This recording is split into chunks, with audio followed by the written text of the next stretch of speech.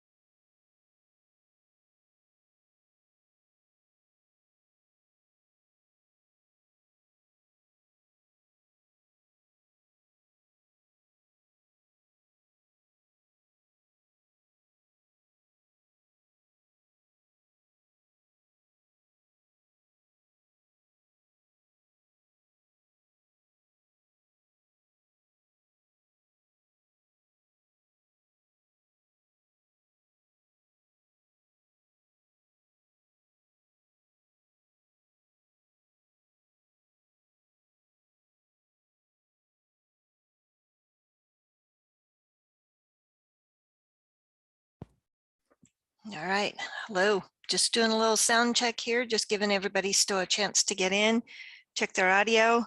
I know we have still a couple minutes before the webinar will start. So welcome everyone.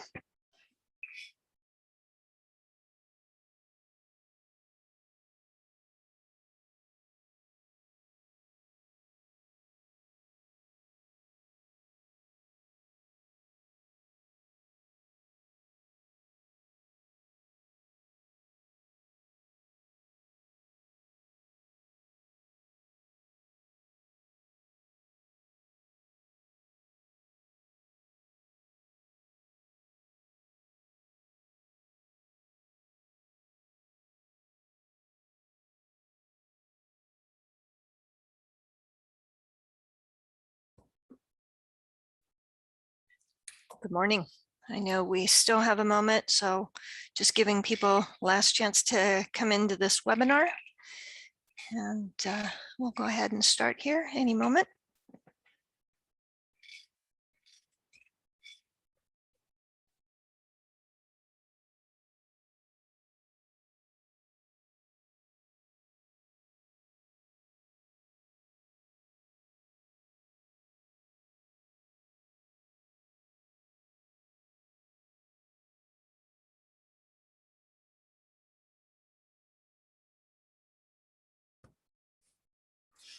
Good morning, everyone. All right. Welcome to the Revenue Forecast webinar. So hopefully this is the webinar that you're wanting to be part of. My name is Brigitte Hippel. We have a lot to cover today. If you do have any questions along the way, please don't hesitate to ask. If they're really detailed questions, you might want to reach out to your account manager and do a call with them. We're going to be talking about how to create revenue forecasts, the purpose of the revenue forecast, how you can even create a financial budget from those forecasts. So welcome everybody. And hopefully everybody can hear me all right. All right. So let's go ahead and get started. Revenue forecast. The purpose of a revenue forecast, at least the way that we're defining it within Workamajig, is that it is a snapshot. It's not meant to be a report that you're constantly updating this specific report that you created and kind of seeing the changes, but it's really meant to be, I took a snapshot of the, that took a little while. So hopefully everybody can see my screen. Can you guys see my screen? I just saw a message that says there, you guys can just now start seeing my screen. So hopefully there wasn't too much of a delay in that. All right, so apologize for that. Revenue forecast, it is a snapshot, and it is a snapshot of that budget information that you've put into your projects, your campaigns, your opportunities, and it's that ability to see how that revenue will be possibly invoiced throughout the next 12 months. It's not looking at actuals. It's not going to be looking at actuals because it's forecasting what you're anticipating on billing to your client. And then as each month or whenever you're running your forecasts, if you're doing them monthly, you're starting to see a trend that as I look out at the next 12 months, I'm able to kind of see, hey, we're doing pretty good all the way up through March of next year, but then we're kind of waning off. So we need to start getting into that pipeline and seeing how to build that revenue going out into the future. But it's that ability to start to see trends. And then, of course, as I mentioned, one of the perks of creating a revenue forecast is that you can use it for financial budgets and actually creating financial budgets off of those. All right, so if everybody can hear me okay and no questions so far, we're going to kind of do a dive into how do we set our forecasts up. It is very detail oriented. Like a lot of things with accounting, if you're missing any information in it and your project or your campaign opportunity is not showing up in the forecast, more than likely you're missing one of the critical pieces that tells the system to grab this forecast or this item and put it into your forecast. All right. So let's go ahead and take a look. Let me move this over just a little bit so I can see that. Let's go ahead and take a look at an existing forecast so far. The forecast is really coming in with these different types. You know, I've got campaigns, I've got projects, I've got invoices, opportunities, etc. And then what it's doing is really saying, okay, what's the budget? And then how am I spreading that budget over the next 12 months? This is really the gist of the revenue forecast. There's other aspects of it, other things that you can see, things that you can do within the forecast, but this is really what it's trying to tell you is that for these approved projects, these are my budgets. It's going to be, you know, kind of that revenue is going to be coming up in these next specific months. And as I look out at those next 12 months, and I can even look out into future. So for those of you who have projects that extend well past the 12 months, it's just going to kind of bucket the entire amount in the remaining. And then as you create that next forecast and we move month by month down this, you're going to be able to see kind of that trend of what's coming up and what's anticipated as revenue. All right, we have these different categories: approved projects, invoices, opportunities, potential campaigns, potential projects, and then retainers. So these are how your items are going to be coming into the forecast. And you're going to be able to actually say, well, I'd rather see it by client instead. And you'll be able to group it in different ways. And we're going to kind of look at that. So if I go ahead and look at it by client, now it says, okay, these are how my clients are coming in and that anticipated revenue per month. But for our purposes, we're going to go ahead and look at it by type because we're going to need to make sure that your campaigns and your projects and everything that you have is set up correctly in order to pull into that forecast. Okay, let's go look at this. Our help guide. The help guide does go through in detail, just kind of the overview. What are we going to be looking at in these different categories as we kind of do that deep dive? We're also going to be coming down and doing the setup, how to create a new one, and then what do we do to kind of manage these forecasts. Okay, so let's kind of look at that setup for revenue forecast. We've got some systems set up. So of course, you're going to want to make sure that, who has the right to create the revenue forecast in the first place, who has the right to review them. So you will have an option in here where you can enable the rights for account managers or AEs to be able to review their projects within the forecast, make sure that their budgets are correct and making sure that they don't need to make any updates or changes. And you'll be able to actually send that to them where they're only going to see what they need to see, review their budgets and how it's set up, and then actually, approve it. And if it needs to be updated, if that forecast needs to be updated, the system will let you know, hey, they made some changes to their budgets. And so therefore you need to kind of update this revenue forecast. So you'll want to make sure that you go in and kind of review those security rights. Let's go ahead and kind of look at project setup. Okay, so that's going to be the first one within our forecast here, is looking at these approved projects. Okay, the first and foremost detail for projects and opportunities in your system setup is in global lists, those project status codes. Okay, the project status codes is that first key that says, should I include this into the forecast or not? And if I come over and look at my different statuses, I have those in estimating and in production, and I even have a new one called forecast production, that it is checked to be included in forecast.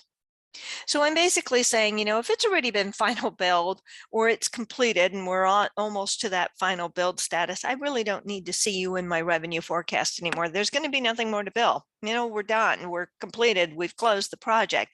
So, but things that are possibly in estimating or production, we still have some billing to do. So I'd like to see that on my forecast. So this is the first thing that you always want to make sure that you've done, is go into your project status codes and update that to make sure what statuses should be included in the forecast. Next, if we go and look at the actual forecast and we look at an approved project, and I'm going to open this project directly from here, you'll notice that my project is in that forecast that says go ahead and include that. Well, that's step one. Step two is, do I have an estimate? Okay, so I have an approved estimate. Once I have an approved estimate, okay, that's great. That's what the system is going to use to forecast that budget out in my revenue forecast. When I come back to project settings, you're going to go into the billing options, and basically now we're looking at the billing method. So once the system says I'm in the right project status, I have an approved estimate, now the system is looking at your billing method to say, okay, how am I going to spread this budget out within the forecast? And it handles it differently between whether it's a time and materials and whether it's a fixed fee. It looks at two different things. We're going to talk about retainers separately. That's a whole separate category all by itself down here. So right now we're just looking at fixed fee versus time and materials. On a fixed fee, it says, okay, I'm looking at the estimate and I need a billing schedule because I know that you have a budget. You need to tell me, how do you plan on billing this? And this is what the system is going to use to forecast across this project. So I've got that I'm supposed to be billing in August all the way out through November. I'm doing 25% of my total budget. That's 2680. And I'm going to come back and look at my project. And that's exactly how it's forecasting out. So a fixed fee needs to have that budget in there and that billing schedule. If I come over and I look, Sorry, somebody's asking a question. I don't see any open questions. So if you want to post in the chat or the Q&A, I'll be able to answer your questions. If we look at another project, okay, approved project, once again, I'm in the right project status. I have an estimate. It's been approved. It's for 12,008. If I come over to project settings, now we come over to the billing options. I'm once again a fixed fee, but I've got this expenses not included. Now, so for those of you who don't do anything with fixed fee, this might not make a whole lot of sense. For those of you who do a lot of fixed fee, you're used to whether to check this box or not check this box. And really what that does within a billing schedule is it says, when I budget this out, when I take that billing schedule, I'm really actually only looking at the labor portion, because the actual expenses rather than budgeted expenses, those true vendor invoices and credit card charges coming in, is really what's going to be billed. So when you bill a fixed fee project and that box is checked, it says, okay, I'm actually taking 25% of just the labor only. Okay. Yes, this is being recorded, so you will be able to reference back to this. I do know that there's a lot of data within, or a lot of information in here. The help guide does go through each one of these specific items and goes into detail to make sure that that's, you've got everything set up properly. This this will be recorded so that you'll be able to go back and reference this also. All right. So the labor only is going to be taken. It says, hey, I know that you're going to be billing actual expenses. So when it's budgeting out, now what's going to happen, and we're going to talk about what happens to expenses when we actually create a revenue forecast, it's going to handle expenses a little bit differently. So we're going to go kind of and look into detail. What we're doing right now is kind of looking at what are the requirements to even get included into the forecast. Then we're going to start to kind of look at the differences on what happens with my expenses, or what if I start a different month, or how is it calculating the amounts for that month, etc. So we're going to be kind of going a deeper dive, but right now we're just kind of looking at these different categories that we've got within here. That last one is a time and materials project. So once again, still need to be in the right project status. I still need to have that estimate that's approved. And when I come into project settings and I go to my billing options, it's saying, okay, time and materials doesn't require a billing schedule. Okay, it's actually going to use my project schedule to determine how this is spread across my revenue forecast. So if we look at this project's going to be starting today. It's anticipating to be done by the 9th of September. It's taking my budget and saying, well, there's about 3 weeks, 2.5 weeks in August, and then a little over a week in September. So it's not saying it's taking the full month of September, but what it does in the forecast then is it actually says, okay, here's the budget. And if I spread this, here's the budget. If I spread this, the majority of that budget is done in August, and only a portion is done in September. So it is actually calculating based on the number of days in each month. So you're going to see some odd numbers just the way that it spreads this. Okay. That's our approved project category. And that's basically what it talks about coming into here. You need those approved estimates, you need your project status set up. And as you do these specific items, depending on how you're billing it, you need either a billing schedule or a project schedule. Okay. If we look at another category down here called potential project. Now, a potential project is very similar to something that's in a pipeline. It's not yet approved. So I can come into this one and say, I'm in that project status. This is, go ahead, include this in my forecast, but I know that we're still in estimating. We have an estimate, except it's not yet approved.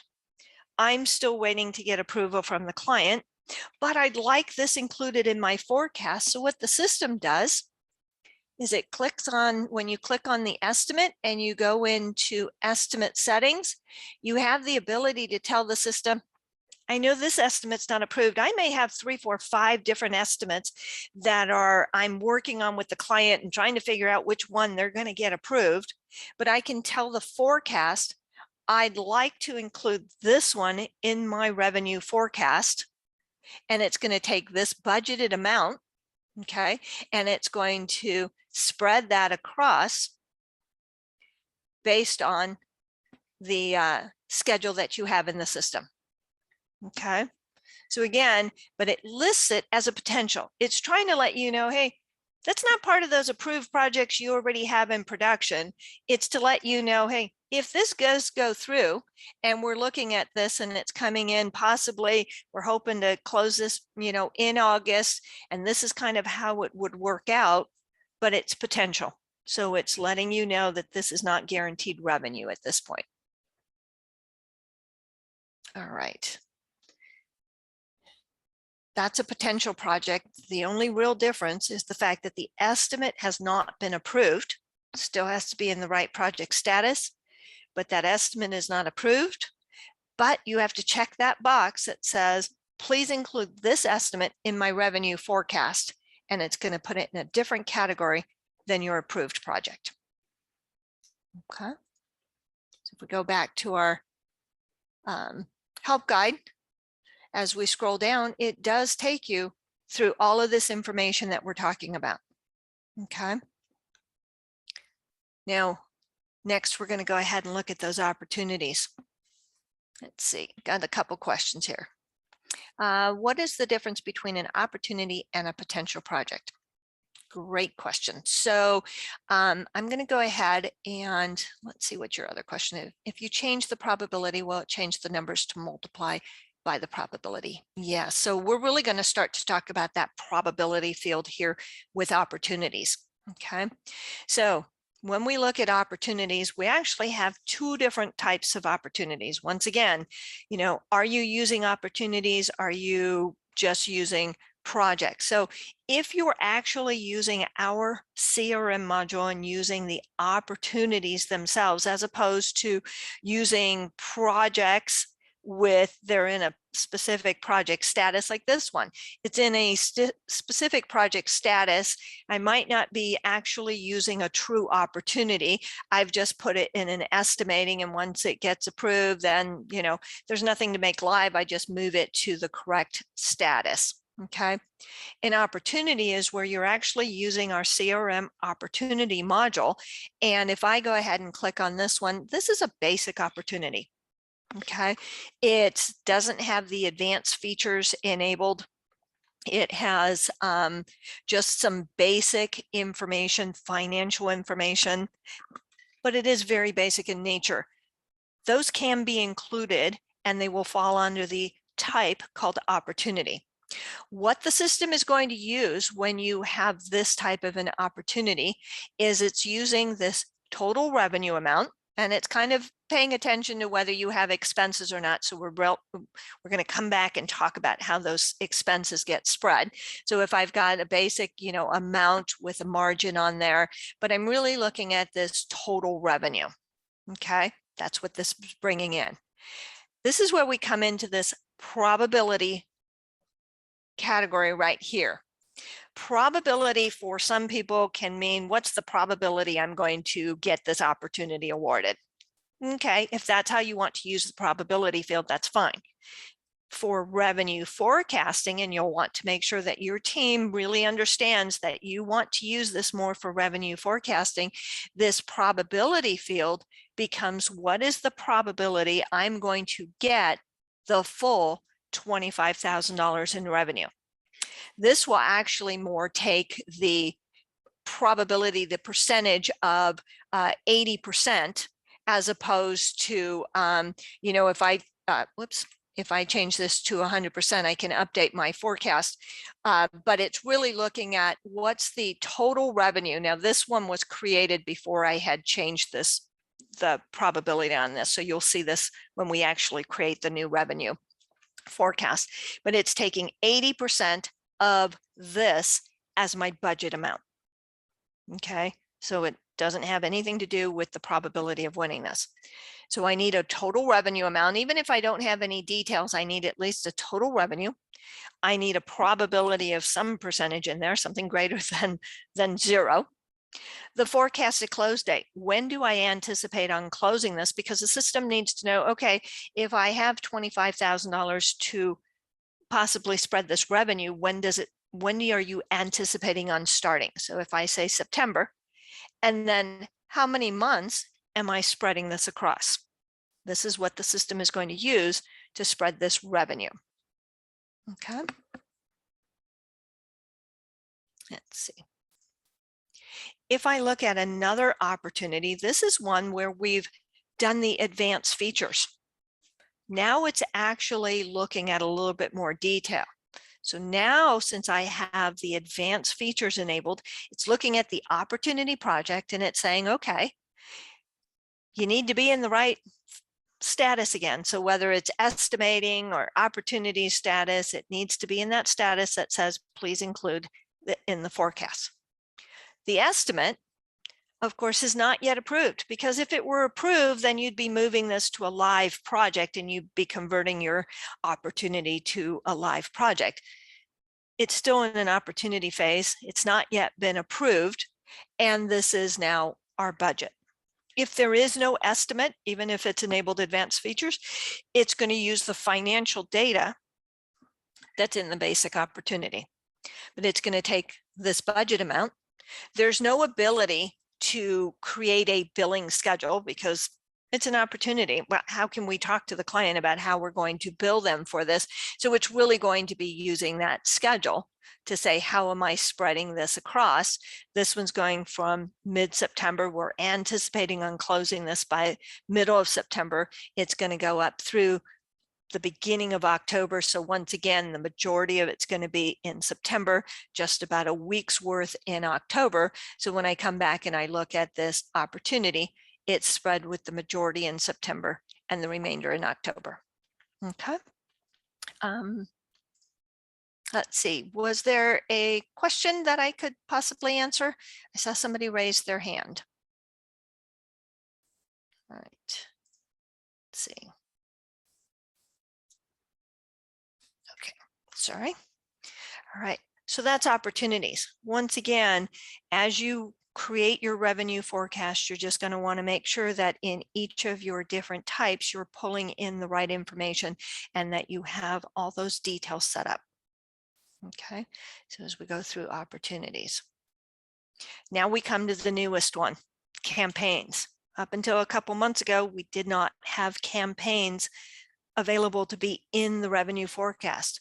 And if you're not familiar with kind of the new changes that happened to campaign for campaign billing, really, this is that ability to bill the campaign's budget, not necessarily the individual projects. So if you want, reach out to your account manager about that. They can go through the differences now that we have in campaigns. But if we come over to that forecast and we come up and we look at approved campaigns, we're going to go ahead and look at this first one. And now campaigns do not have a project status code. That's reserved for projects. So campaigns, just in general, once you've ticked off all the required items, it's automatically going to show up in your revenue forecast. So if we come into the estimate, I have an approved estimate that says that for the total of this campaign, we're going to be billing $135,000. I may have my individual projects showing up and they've each got their own little budgets, but we've agreed that we're going to be billing the client off of the $135,000. So if I go into campaign settings, the system says I'm billing the campaign and I'm using the campaign budget. Once you have these two, plus of course the billing schedule to let the system know how you're billing that $135,000, then that's what's going to show up in your forecast. Okay, so there's no project status code in this sense, but there is the need that you say, okay, I'm using the campaign budget, I have a billing schedule, and I have an approved estimate. So when I come back to my revenue forecast, whoops, didn't mean to close that, sorry. Come back to my revenue forecast, there's that 135. It's being budgeted across each individual month. Okay. For campaigns, I wanted to just include this one. Once again, we have an estimate. We have an estimate it is 135,000, but 110,000 was labor. Then we're going to be talking about those expenses again, how it spreads those expenses. So if I come into campaign settings and I have that same option where I'm using the campaign budget, I also have that same box that fixed fee projects has. I'm actually, when I get to billing, going to be billing just the labor portion of the campaign budget.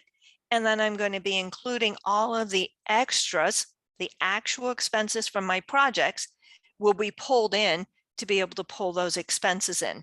So when I look at my billing schedule and I say I'm pulling in 25% of the budget, it's actually pulling in 110,000.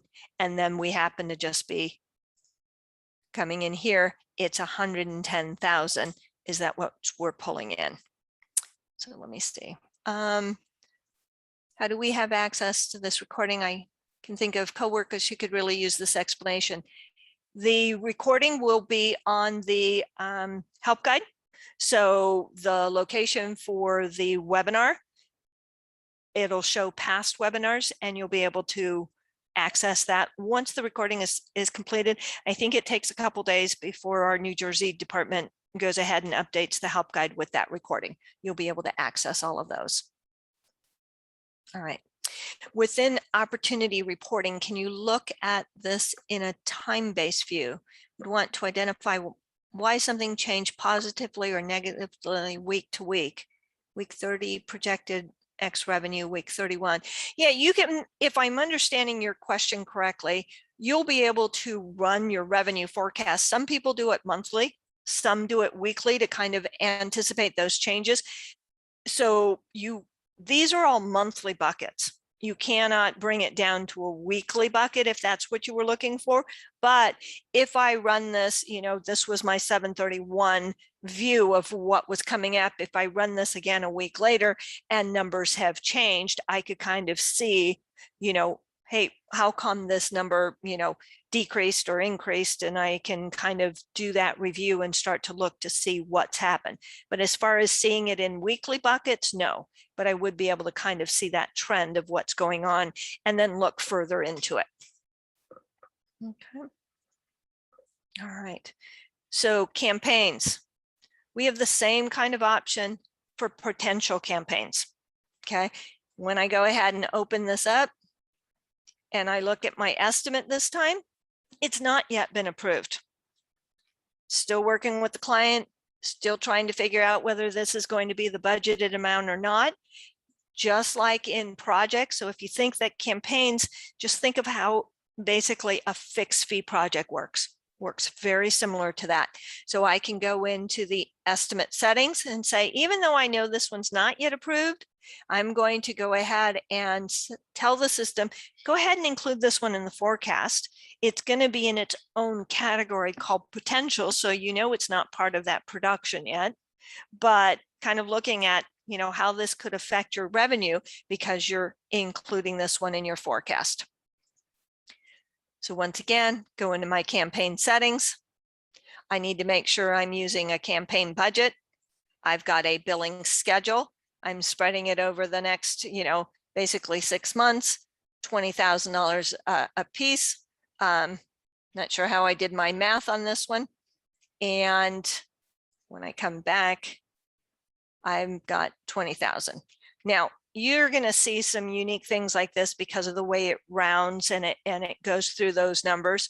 But as we start to look into this, you're going to see how the system is actually calculating these numbers. So you can drill down and be able to see that. So we're going to kind of talk about that when we get into this a little bit further. Okay. Potential campaigns. So approved projects and approved campaigns, my estimate is approved. Potential campaigns and potential projects, my estimate is not approved, but I've marked it to include in in the forecast. Okay. If you have more than one estimate and it's either both of them are approved or both of them say include in forecast, it does add them together. So be aware that if you're thinking, wow, that's a really large number, it could be that you've checked the box on more than one estimate. The easier ones, of course, is let's talk about the invoice. You might have scheduled invoices. Have an invoice that I need it to produce every single month. It's set up on a specific schedule. That's what's going to be showing up within the revenue forecast. It knows that that's considered revenue. You're getting it each month. There's nothing to it other than that you have a scheduled invoice. It will show up on here. It knows that you're billing this all the way up through the end of the year. Okay. Retainers. Last category in here are retainer. The system is going to specifically just be looking at what's in your retainer setup. It's going to look at when is it supposed to start? How often is it supposed to run? What's the period that it's going to run for? And what's the amount per period? It is not going to look at anything about whether you've got any extra expenses or not. There's no budget. This is all it's looking at within the forecast. So it cannot anticipate that, wow, we're going to have a bunch of expenses. There's no budget for those. Those are going to be actual transactions. Actual transactions have no bearing on the forecast. And so all it has to look at is this. Okay. When I go ahead and close this, you're going to see this retainer for 15,000 coming in for 2,500 for the next 6 months, starting in September. All right. So our help guide in that setup does go through every one of these different ones to show you what's done. So let's go in and talk about adding a new revenue forecast. So I'm going to close this. On the Today Accounting page, you have your plus sign. This is where you can add a new revenue forecast. When you come down underneath on the views, this is where you can see all existing revenue forecasts. If you also click on the plus sign over here, as those of you guys who know me, I love to click over here instead. You have that same ability, once again, based on your security rights. Do I have the right to create not an account reconciliation, but a revenue forecast? So it's going to open the exact same thing regardless of where you do this. So let's go ahead and create a new forecast. The title. I tend to always say, put the date in your title, especially if you're going to run this either weekly or monthly. You might be able to say, August 2021 forecast or something like that. But if you just kind of name it without having the date in there and you start to look at a list of all your revenue forecasts, it gets hard to find which one was the most current. So I tend to always like to just put the date in here. So, whether I'm just calling it my August 2021 forecast, or I, call it August 10th, so I know exactly what date I ran this on, it doesn't matter. It's just easy to find them then just by looking at the dates. I do have multiple companies set up in my system. So for many of you guys, you do not had to limit the data that kind of comes into my forecast. So I created a new company just for this. We've got our starting year. So you can start this as of next year. So, for some of my clients, they'll have projects that they know they're already forecasting out for all of next year because they're having to plan that far in advance.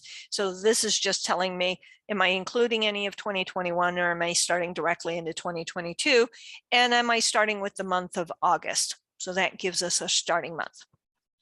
What do I want to include in there? What types do I want? So I have my opportunities, my potential projects, approved, retainers, invoices, my potential campaigns, and my approved campaigns. So you can exclude certain things. And you can even change your mind later and say, oh, you know what, I probably shouldn't have excluded those. Let me go ahead and pull those in anyways. So you'll have the ability to update a forecast. Okay, we're just going to go ahead and leave them all in for now. Spreading the expenses. So when we're looking at that budget information, that estimate within your system, we're really looking mainly at the labor. And then it says, what are we doing with those budgeted expenses? Now, for some of my clients, they'll say, well, the expenses are all passed through. We make no money on them, 20,000 in, 20,000 out. I really don't want it showing on my revenue forecast. So you can exclude the expense portion of your budget. Or you can say, well, you know what? I do want to include it because we make a little bit of money off of it. We've got a markup on some of our items. So I'd like to spread it evenly across the forecast, along with my budget, just take the entire amount and kind of spread it however the schedule's being spread. Or I can say, well, you know what? Most of my expenses come in at the end. When we do all of our print and production and everything comes in at the end. So I'd rather see that be a little bit more top heavy than the beginning months of my project. So you can set it to from the start or from the end. The question, the thing to remember is if you ever exclude expenses, once it is excluded from this forecast, you can't put it back in. It's not going to go out and re-update and re-add those amounts back in. Excuse me. Any of these others, you can kind of toggle and change how that's going to display. But as far as exclude expenses, once you check that box, you really just kind of need to create a new forecast if you now want to include those expenses. And we're going to come back to this option. We've got a couple of options, of course, within Workamajig that we've done enhancements to. So we'll go ahead and come back to this option. So right now, we're just going to go ahead and spread it evenly. Then I'll kind of show you how that changes if we change those options. So when we go ahead and hit save, it does take a moment. So it looks like it's doing nothing, but it's having to go through all of the projects, all of the campaigns, all of the opportunities and go, okay, now let me calculate what we're looking at. And so it does take a moment. So don't keep hitting the save button. It is working. It does take a moment just because of the calculations it's going through. So let's talk about some of the other things that we first see on the screen. One, we've got the starting month, the fact that we've spread things evenly, the fact that we've called it, this is what we named it. I can click into here. I can change the name of this forecast. I can even, change how these are being spread so that, hey, I'd really rather have them spread to the end. And, if I go ahead and do that and I hit save, you're going to see some of these numbers kind of update and change. I probably should have picked one that we could see the numbers changing, but then it just says, hey, I'm going to move them to the end of the forecast. The other thing is too, if your expenses on your estimate are linked specifically to a task, it's going to be going based on where that task falls in the schedule to say, well, you may have said spread my expenses evenly, but for this expense, you said it was actually coming in September, and that's where I'm going to tag it to for that month. Okay.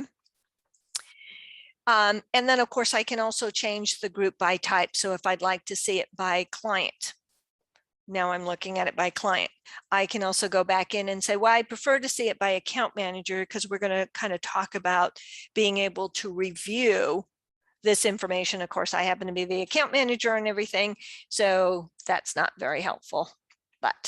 And there's that same box. So we're going to talk about that box again there at the end. It's one of our little options we have. The columns that you see across the top. So of course, the important ones are, the 12 months. We've also got the status called not sent. This has to do with the fact that you can actually take your forecast for these specific projects or campaigns, and you can actually notify, and it will send it to the account manager as an item for them to review. Hey, is this still the budget? Is this still how we're spreading this across? So you can actually send this, and it will go ahead and send it out to the account manager for them to review. They're only going to see what they're supposed to see. They're not seeing the entire forecast. And then when they go ahead and review it, so as I scroll all the way over, you can see it's been reviewed or it's being reviewed. When the account manager actually reviews it and says, hey, I've reviewed this, it's going to update this to, I believe, a yes. And then it will also let you know, am I going to have to regenerate anything? Because if the account manager actually updated the budget information, so no, that's really not, we're kind of behind schedule. Let me change this billing schedule. Let me change the budget. Or now we have a change order that I'm entering. It will actually say yes here. And when that happens, you're going to be able to come over and go, okay, I've gotten these all back from my account managers, and I see some that need to be regenerated because it'll say yes.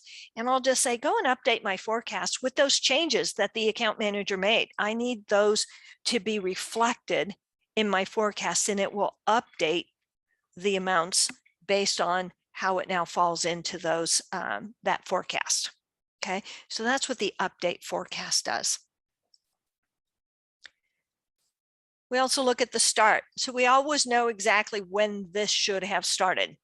So if we see something, that starts in December and we look at the date and we think, hey, you were supposed to work on this or you were supposed to do something, you can always just see what the starting date was and what the number of months is. So it should qualify and work the same way in the number of months that you're looking across. If you're not using multi-currency, this is a field that you can not display. If multi-currency has nothing to do with your account and it's a field that shouldn't even be displayed, you do have the ability under the More button for this last one to be able to change the detail, the grid settings on this. Now, this was also new that kind of came in around the same time, maybe a little bit before the campaigns came in. But if you click on detail grid settings, you can come in and edit the columns. These are all the columns that you can display. So if you don't want to see currency, or if there's a field that you do want to include, then you can come over, select those, and drag and drop the fields into the order that you want. Now, if you notice from this list, the number of the months are not in there. You can't change that. If you've said that you want this forecast to start in August, it's going to go out from August out to the next 12 months to July of next year, and you can't change that. But you can change other fields in here that you think have no bearing on what you're needing to look at, or you'd prefer to push them out to the end. Okay. Billing. So billing is just showing you for your projects, how are you billing that project? Is it a fixed fee project or is it a time and material project? So once again, if you know it's time and materials, it's really looking at the project schedule. How is this spreading out? If you're looking at fixed fee, it should be looking at your billing schedule. So it's just, again, verifying that you have everything set up correctly and how it's displaying in your forecast. When I click on a line and send to AM, it sends the entire report, not just the one I selected. Am I doing something wrong? Let's go ahead and check on that, because that could be your security rights, on what rights they have access to. It should just be going to the account manager for these specific line items. They may get the report, but they're only should be seeing their specific line items based on who the account manager is. Okay. Probability. That probability field for everything in here shows up and defaults to 100%. There's no way to change it, except for when we get down to opportunities. Now it's saying it's showing 80% of that $25,000 budget. So it's actually bringing in the budget as 20%. Okay, that's the only time in opportunities when this probability field matters. So if you don't want to display the probability field because you're not bringing your opportunities into the revenue forecast, otherwise everything's just defaulting into 100%. Nothing you can change about it. That's what it is. But it's really for the probability on opportunities. Okay. Of course, the total. This is the total of the budget that is being spread out across your revenue forecast. The prior. This has to do with anything that has happened prior to August. So if my project actually started back in July, then it will show up in a prior period. I'm not sure if I have any, I don't, but it would say, okay, you've got 5 months, but the first month was actually in July and you're starting this forecast in August. July is going to show up in the prior month. If it was multiple months, June and July, you would see a total for those 2 months showing up in prior. So what the system is trying to do is say between prior months, the actual 12 months that you're looking at, and any months that fall in past the 12 months should total your budget.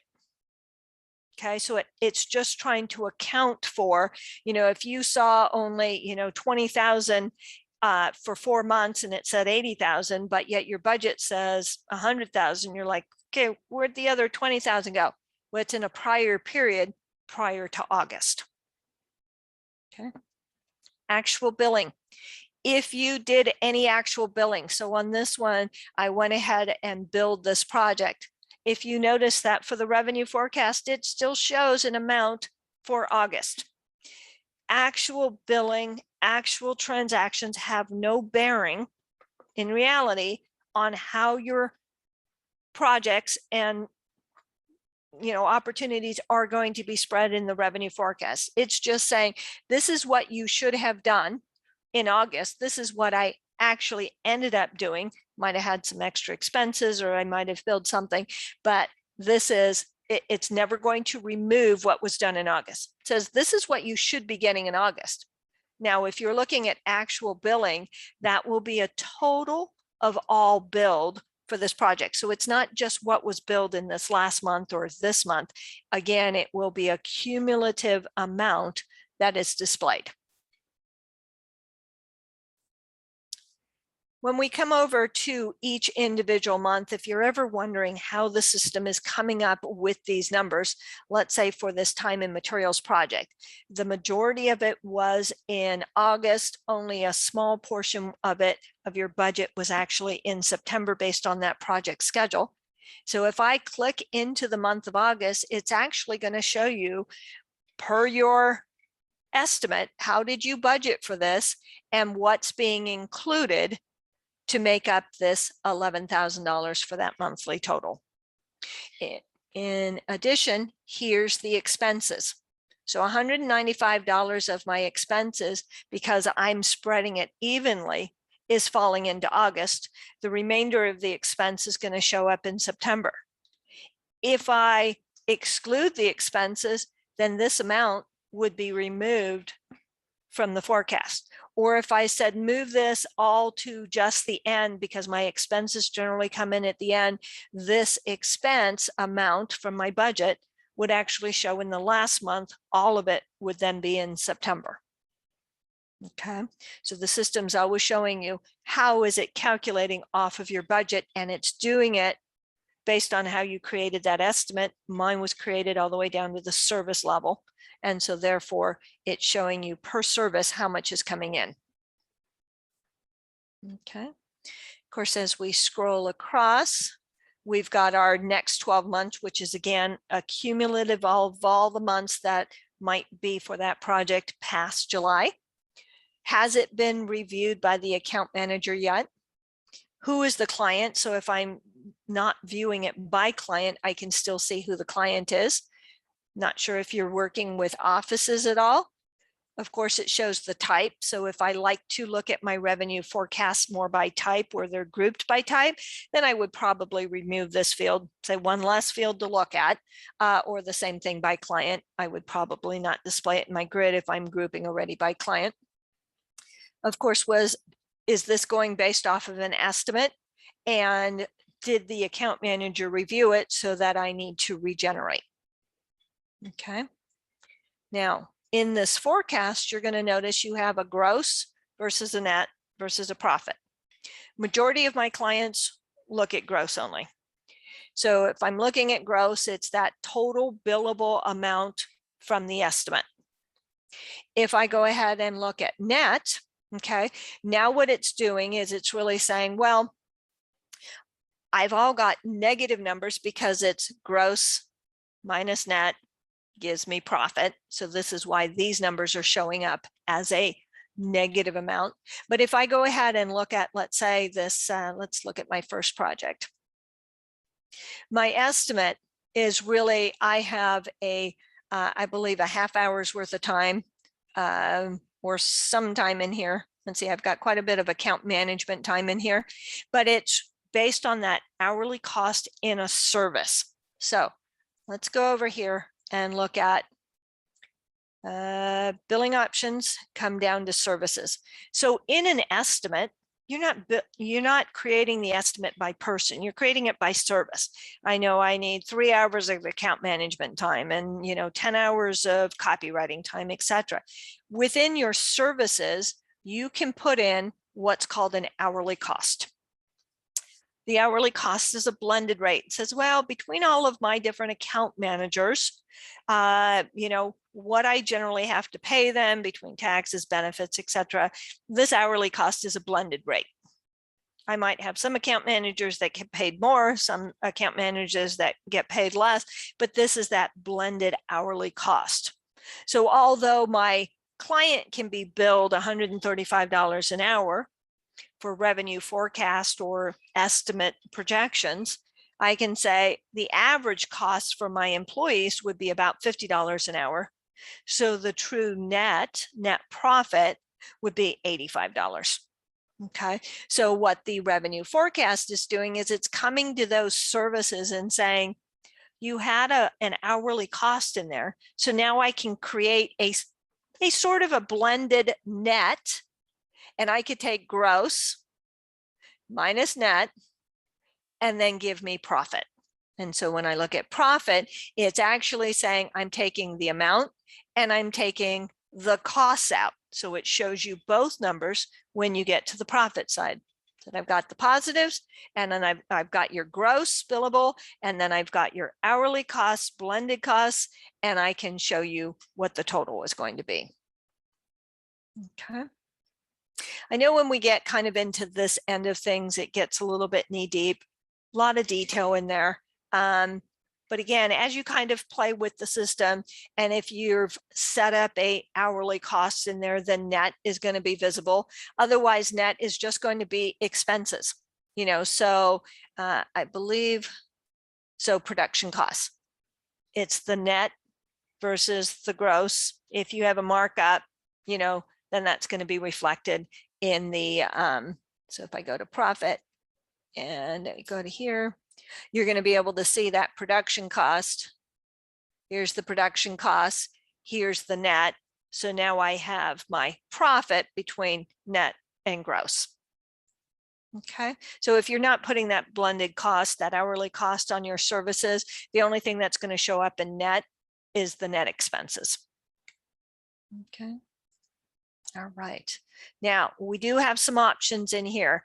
If I click, of course, on the project or the campaign, as you saw, it opens that up. If I actually click on the pencil icon, it opens up the estimate itself. It shows you kind of what the estimate was, what the net was, what the gross was, what the total. If I actually want to get to the estimate itself, I can click on it again, and now I'm actually to the campaign estimate, where I can make some edits and changes or whatever I need to do.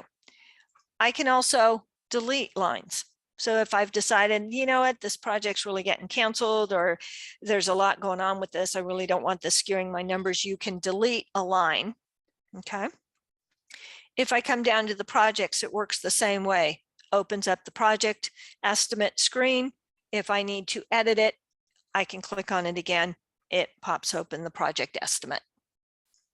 If I'm looking at the invoice, all it's doing is showing me what's the information that it's pulling from the invoice. I can't edit it. I would really need to go and click on the invoice itself, which then pops open that invoice. Opportunities, same way. If I click on this, it opens up that basic opportunity screen. If I click on the other one, it's opening up the estimate, because I did have an estimate on that opportunity. Once again, I could pop that open. And if we look at retainers, it pops open the panel of the details that it's actually looking at. If you make changes in these, it will update your retainer. So it's not just for the forecast, it's actually updating your retainer. And I think there was another question. Let's see. See any questions I can miss? All right. Couple other little items in here.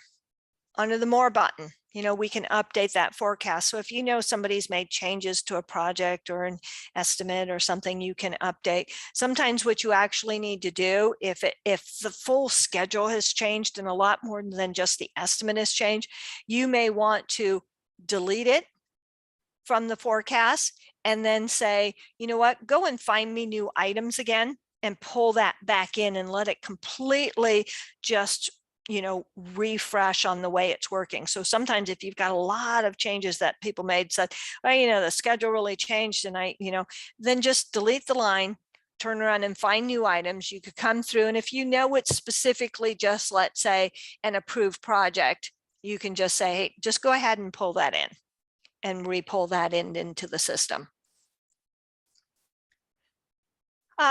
Creating a budget.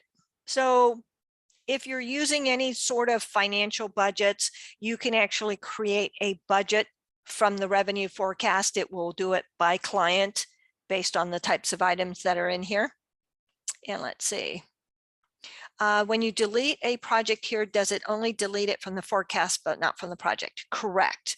All it's doing is saying, take it out of this forecast, whether you just plain didn't want it in the forecast, or you can say, go ahead, so if I were to come in here and actually delete this project, my approved project, and I deleted that, and then I came back out and said, go find me new items, and I go back and find new items, it will come back in, but the project never was actually deleted. It's just gone ahead and there it is. It's back again. So that's just sometimes a nice way to refresh when there's a lot of things that have changed on it. It's easier to say delete it and update, or find my new items, rather than the update. The update forecast works on the budget information only.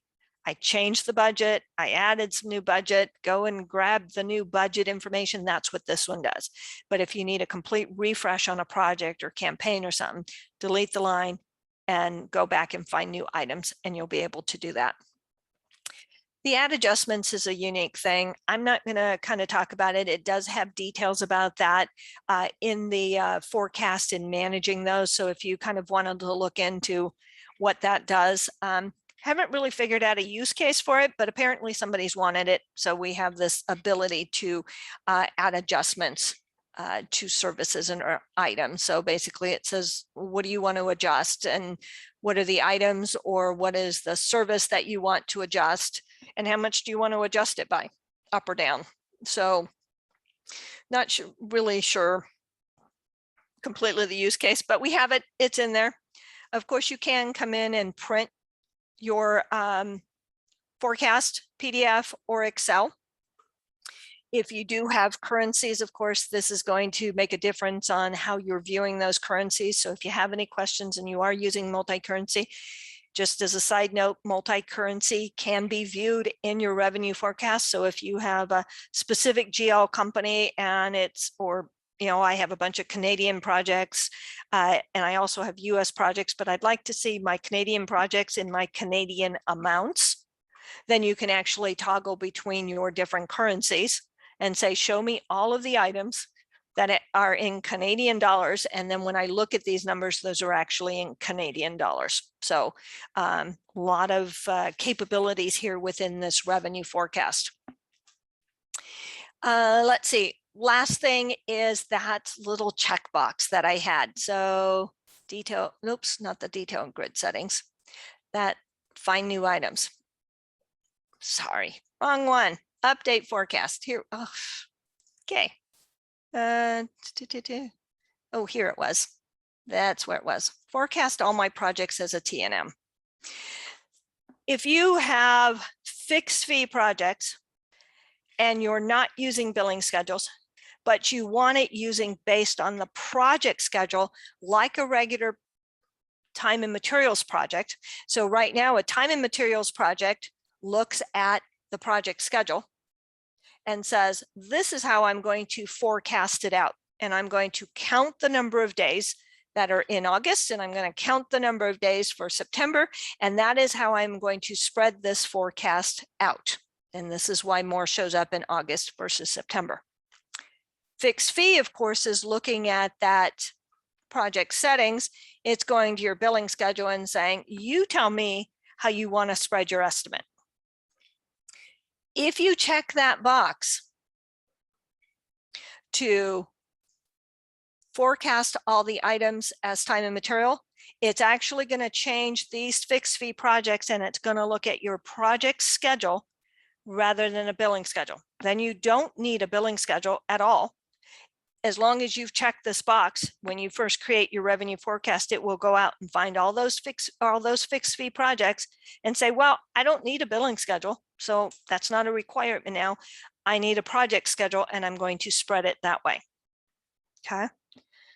Last item we changed, and I'll wrap this up for you guys, is this was the newest change, and I think they're going to try to find a different place to add this, but in a time and materials project, when you go under billing options, you have now the option to flip it the other direction. Hey, I've got some time and material projects that I really don't bill based on how the schedule is done. I'd like to add a billing schedule that is only going to be used for forecasting as fixed fee. So then it flips these to say, look at the billing schedule, not the project schedule. When you create, the other option says, take my fixed fees, ignore my billing schedule, and use my project schedule. So if that is not clear as mud, I know that there's a lot of details within here that that can affect your forecast. So that's usually what happens. Somebody will call up and say, I've created a forecast. I don't see my project or my campaign in here. Come back to your revenue forecast, go back to the setup, and for each one of these, make sure that you've hit all the requirements that are needed. Okay. Hopefully this answered everybody's questions. If not, if you've got some very specific ones that I can answer here at the end, be happy to do that. I know we're starting to go a little bit long.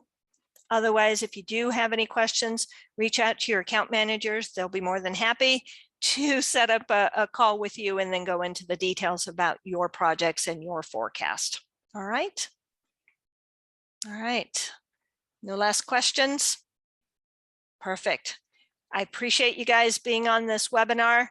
Hopefully this is what you needed to hear and understand. It will get posted out in the let's see, so when we go out to videos and webinars, we'll look at webinars.